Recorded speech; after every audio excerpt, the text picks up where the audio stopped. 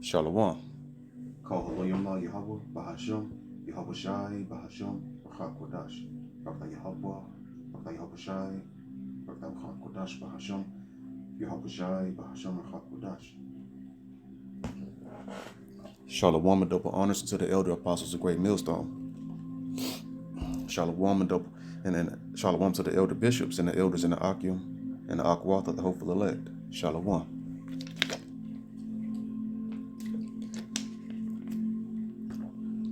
Salaki. Just want to go into a quick video. I'm about to head out of here, but Spirit, told me to go ahead and put something up. So I want to make a quick video, going into, a little comfort, a few comfort scriptures, and know that it's all of the Most High. Keep striving. The Lord is on our side. The Lord will. So if He's with us, then no one can be against us, right? So just know that without a doubt, the covering of the Most High is going to preserve and protect His elect. That's a good heading for a video too. But so we'll start here in Second Maccabees, chapter 8 and verse 36. Thus he that took upon him to make good to the Romans their tribute by means of captives in Jerusalem told abroad that the Jews had Yahweh to fight for them, and therefore they could not be hurt because they followed the laws that he gave them. So it's power in keeping the law, statutes, and commandments beyond anything you can imagine, because when you're doing your best, keeping the Most High power, you're rehearsing the righteous acts. And what's righteousness? The law in Romans 10 and 5. So if you're rehearsing the righteous acts and repenting, praying for forgiveness, and in the name of Yahushua, and also you want to get into fastings and things like that to afflict your soul and to fight those demons, combat those demons spiritually with fastings too. And so when you do these things, keeping the laws, the Most High, you cannot be hurt, because the Most High will have a covering over you and protect you. So Christianity, Roman Catholicism, and all these false religions, they don't want us to have our protection and don't want the Most High to fight for us, because they're saying what?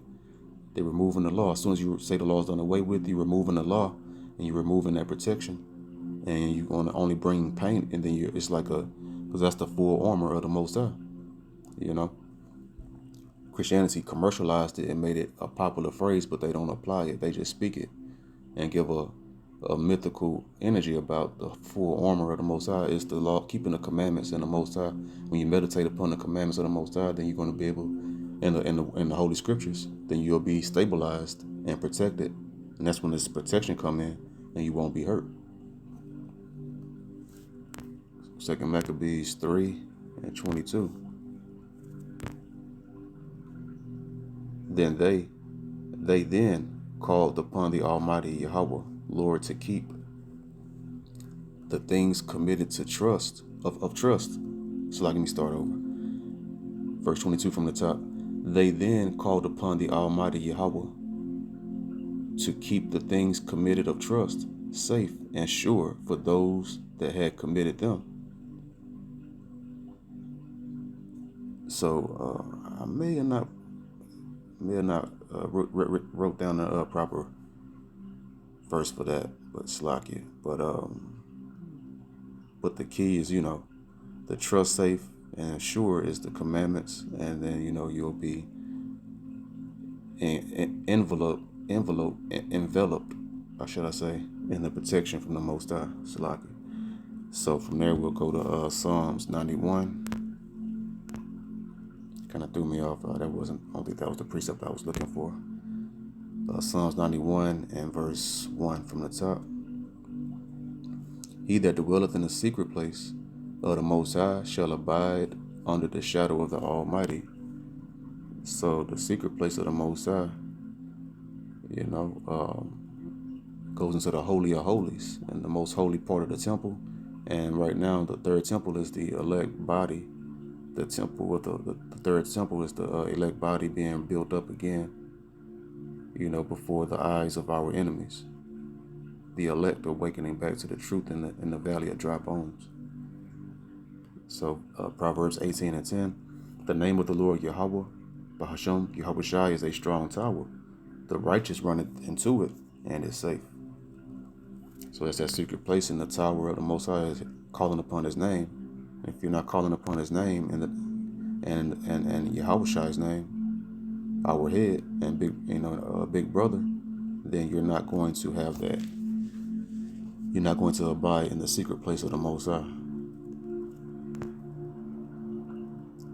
Psalm 91 verse 2, I will say of the Lord Yahweh, in the name of Yahweh Shai, He is my refuge and my fortress. That's that strong tower of His name. My power Yahweh, in Him will I trust. In the name of Yahweh Shai. In these days now, everything is in the name of Yahweh Shai. Surely He shall deliver thee from the snare of the fowler. And who's that fowler? That's the so-called white man. He's laying these traps. And that ultimate trap would be that digital device that goes into your hand, where you have to buy and sell. And from the noisome pestilence, and that's also going to that grievous sword that a person will receive. And I think it's Revelation 16:2. It's going to be that sword, that pus, and a bad wound from those that take that thing. And then the noisome pestilence also going to the thermonuclear missiles at the end of that snare from that fowler, that trap from the wily coyote, or Esau Edom, the so-called white man. Verse 4, and the Most High is going to deliver us from that. Those that keep His commandments, you won't be hurt, as we read in 2 Maccabees 8:36. Psalm 91:4, He shall cover thee with His feathers. And what is a feather? Where are feathers found? On birds. And what do birds do? They fly. That's a metaphor for a chariot, so-called UFO. You're going to get beamed up into one of those chariots and saved with that salvation. And under His wings shalt thou trust. So we're going to trust, that we'll get beamed up if He's on our side, and we're in that book of life, the 1/3. His truth shall be thy shield and buckler. Because the Most High is He's the one that fight for us. We don't do anything. We're like a worm, as mentioned, I think it's somewhere in Isaiah, somewhere around in the 40th, chapter 40 through 50, somewhere around there. But verse 5, thou shalt not be afraid of for the terror by night. And we're in gross darkness here in this wicked, dark society. And the terror in that darkness is the one that created that darkness, the so-called white race. So we won't be afraid here in Babylon the Great and throughout the four corners that we're scattered throughout right now. Nor for the arrow that flieth by day. And Yahweh Shai, He's that bright morning star. He's going to usher in that day, which is the kingdom of heaven, of light, for eternity. And then that arrow that fly by the day is going to be those thermonuclear missiles coming. When He returns, He's going to return and beam up the elect, and that's that daytime in the midst of that night appearing. Just imagine, like, if it's nighttime and it's pitch black, and then instantly the sun pop up, and it's instantly bright. That's like the Messiah returning when those missiles are getting shot off from Russia and all of the allies of Russia coming to here, and then Yahushua is going to appear. He's going to beam up the elect before those missiles hit. Yeah, it just came to me right there in the spirit, but that's exactly what it is. Verse 6, nor for the pestilence that walketh in darkness, nor for the destruction that wasteth at noonday. And that's we say that Esau, he's the ultimate virus and pestilence in the earth, and that's what that's going into ultimately, because everything he touches is destroyed. He destroys everything, deteriorates everything. The cancer, that virus, and the darkness of Babylon the Great in America, and then the destruction that wasted at noonday. That's going into, once again, those thermonuclear missiles. That's that destruction. Verse 7, 1,000 shall fall at thy side, and 10,000 at thy right hand, but it shall not come near thee. That's what nigh means, nigh thee. So if the Most High is with us, then we'll for sure be protected, and everyone's going to be falling around you, but you're going to be preserved through it all. Isaiah 65 and 13. Therefore, thus saith the Most High Power, Yahweh Ba'ashem, Yahweh Shai, behold, my servants shall eat. Amos 3 and 7 lets you know who the servants are, the prophets. And the prophets are representation of the 1/3 elect of Israel. But ye shall be hungry. So the 1/3 going to eat. But the everyone that's outside the temple, the third temple, which is the house of David, 1/3 body of Yahushua, they're outside the temple and they're going to be hungry. But the 1/3 will eat during these times. Behold, my servants shall drink, but ye shall be thirsty. Behold, my servants shall rejoice, but ye shall be ashamed, because the elect are going to be, we're going to be transitioned from and translated from the house of mourning to the house of mirth, and vice versa for those that have been in the house of mirth all this time, scoffing, gainsaying, being proud and contentious and arguing. The servants of the Most High, and they're going to be transitioned from the house of mirth and pride to the house of mourning. Let's see, Revelation 2 and 10. Fear none of those things which thou shalt suffer. Behold, the devil shall cast some of you into prison. So there's not a red man underneath the earth with horns and a pitchfork. This is a man on earth that casts us into prison. And we know this whole prison system was created by the so-called white man, Esau Edom. And it's his wicked device. And he streamlines our youth and funnels us through the music and television and everything, and drugs and the gang life, thug life,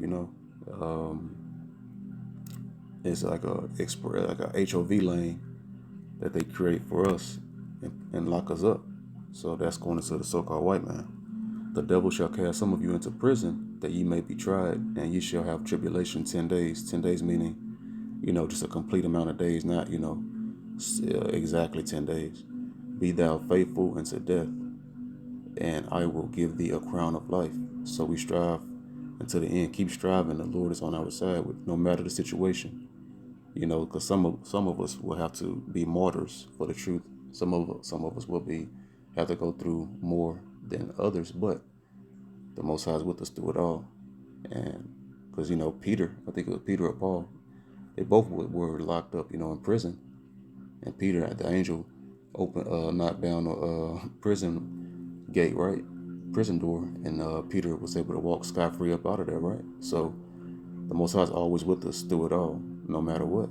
No matter the circumstance, we're never alone.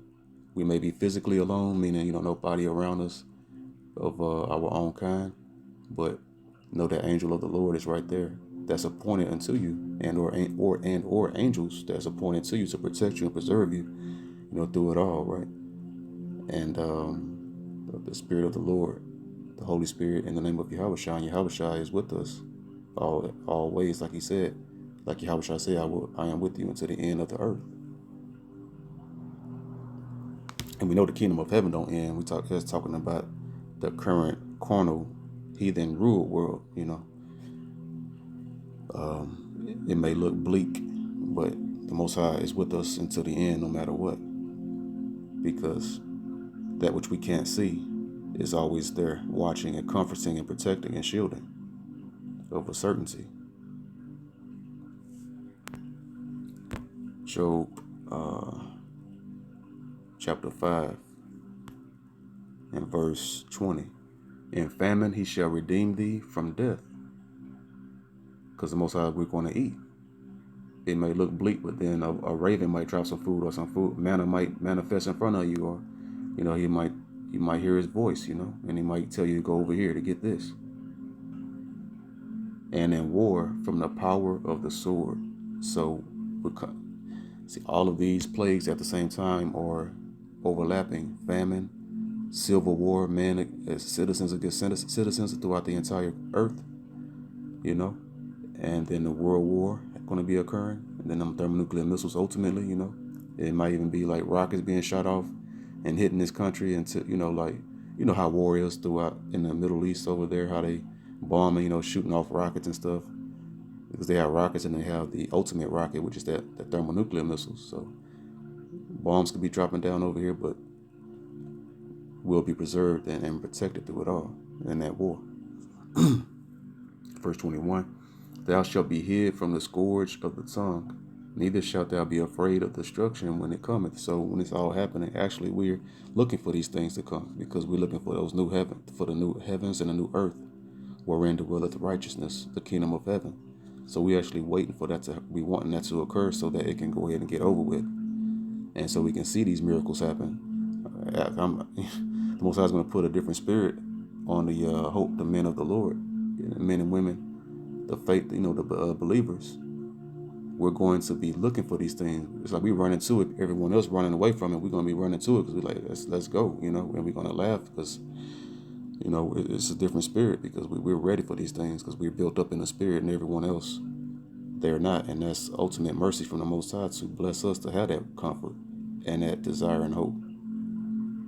Because we know, like they said in 2 Maccabees 8:36, that nothing will hurt us. No matter how bad things look, we won't be hurt. And that's for sure. Because the Most High's words are pure, infinitely pure, and he will not lie. He's not a power that will lie. He only tells the truth, and everything that he will do is going to come to pass. Let's see. Verse 22, at destruction and famine thou shalt laugh. And we're going to laugh at that. That's a whole different kind of spirit that we're going to have.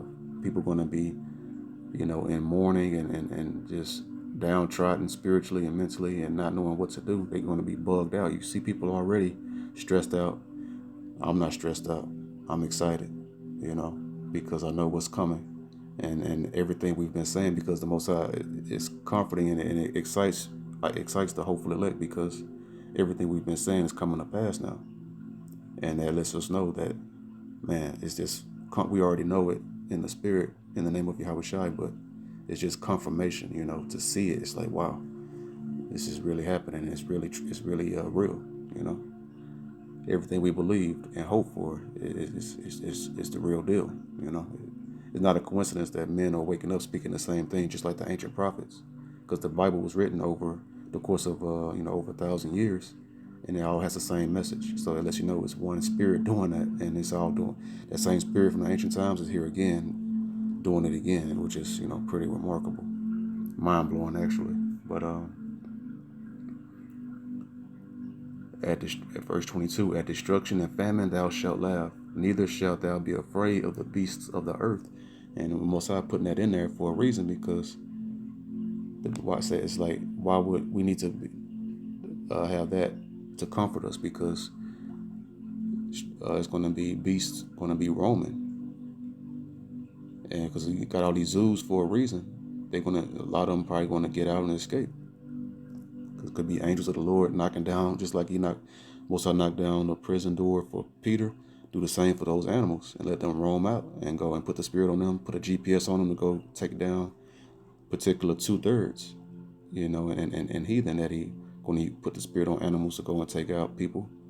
And we ain't got to worry about that, because we're not going to be afraid of them, because I believe it's in 2nd Ezra chapter 15 or 16 that we shall be in league with the beast of the field, because they'll go around us and go and attack someone else that's not of the elect, and they may even protect you at times as well. So we just won't know everything. It's about to be some, you know, incredible revelations occurring here in these last days. Exodus 14:14. The Lord Yahweh Bashem, Yahweh Shai, shall fight for you, and ye shall hold your peace. So we just sit back, relax, and just let the Most High do his, you know, handle business and work for us, because we keep his laws, and in the name of Yahweh Shai, and we'll be preserved, and we won't be harmed. So we sit back and relax, be still, and let the Most High move everything for us. In the name of Yahweh Shai. Romans 9:16. So then it is not of him that willeth, so we that's what that going and keeping our peace, being silent, being still, because it's not the strength of our hands. So don't be, because when you do that, that's the beginning. That's that pride. Stay humble and wait. So then it is not of him that willeth, nor of him that runneth, but of Yahweh Bahasham, Yahweh Shai, that showeth mercy.